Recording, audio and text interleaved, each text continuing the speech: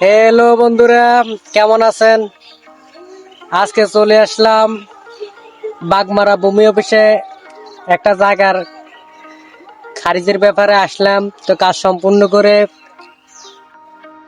ভূমি অফিসের সাথে একটা ট্রেনের রাস্তা আছে, তো রাস্তার দিকে একটু আসলাম, দেখলাম যে ট্রেনের রাস্তার ভিউটা কেমন। আসলে ট্রেনের রাস্তার ভিউটা আমার থেকে অনেক ভালো লাগছে। ওই যে দেখেন, এই যে ট্রেনের রাস্তা, চিন্তা করতে যে কতটা আবার ট্রেন আইয়েটাই নেই, ভয় কিন্তু মনে মনে লাগতেছে। তো বন্ধুরা, আমি একটা জিনিস ভাবতেছি, ট্রেনের যে আওয়াজ, এই আওয়াজে এই এলাকার মানুষের আসলে ঘুম আসে কিনা আমার আসলে জানা নাই। ঘুমে কি ডিস্টার্ব হয় না নাকি বুঝতে পারতেছি না।